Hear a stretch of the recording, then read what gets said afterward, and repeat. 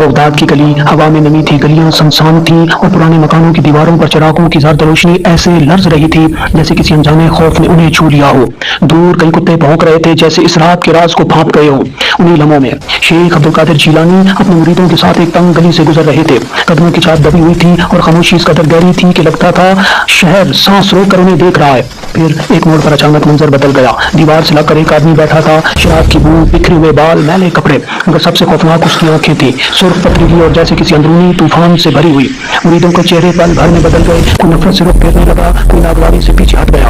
वो समझ चुके थे एक बदबख्त, नेकख्वार, एक गुनाहगार, एक रोंदी हुई रूह। लेकिन अगले लम्हे सबका दिल जैसे धड़कना भूल गया। शराबी ने आहिस्ता से सर उठाया, उसकी गर्द आलूद आंखें सीधी शेख की आंखों से टकराईं और फिर गली में एक भारी कपकपाती हुई आवाज गूंजी, या अब्दुल कादिर, कादिर, मुरीद चौंके, फिजा में अनजाना तनाव भर गया। एक ऐसा सवाल था किस लहजे में पूछा गया था।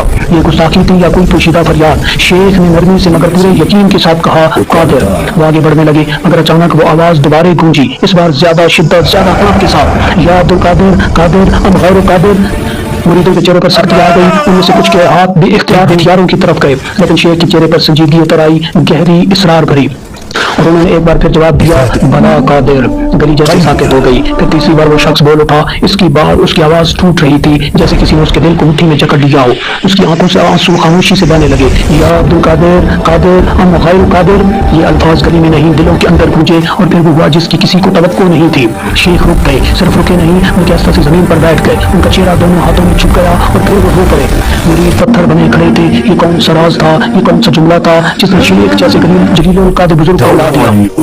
बिला करे दिल में डरते डरते पूछा, हुजूर वो शख्स कुछ समझ नहीं आ रहा था, आप क्यों रोते हैं? शेख ने सर उठाया, आंसू से भीगी हुई आंखों में खौफ भी था और हसरत इब्राहिम का एक लहज़ा भी। और फिर उन्होंने वो हकीकत बताई जो सुनकर मुरीदों के दिल कांप गए। उन्होंने उसके सवाल को सुना मगर समझा नहीं। शेख की आवाज भारी हो गई। पहली बार वो पूछ रहा था, क्या मेरा रब मुझे इस नापाक हालत से निकाल सकता है? मैंने कहा, हाँ वो कादिर है।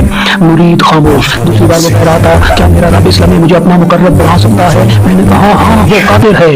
दिल की खामोशी मसीह गहरी हो गई और फिर शेख ने वो जुमला कहा जिसने सबके होश उड़ा दिए। लेकिन तीसरी बार वो कह रहा था, क्या मेरा रब हमारी जगह बदल सकता है? क्या वो मुझे तुम्हारी जगह तुम्हें मेरी जगह खड़ा कर सकता है? मैं इसलिए रोया। शेख की आवाज लर्जी। अगर रब चाहता तो मैं आज वहां पड़ा होता और वो मेरी जगह चल रहा होता। हदायत हमारी कमाई नहीं, उसका फजल है। और जब कोई टूटा हुआ फकीर तुम्हें ये याद दिलाए तो दिल रोने लगता है। मुरीदों के दिल धड़कने लगे। शराबी हिचकियों से रो रहा था। चिरागों की रोशनी जैसे कांपने लगी और बगदाद की वो तारीख गली एक लम्हे के लिए रब की कुदरत से भर उठी क्योंकि वो सब कुछ बदल सकता है।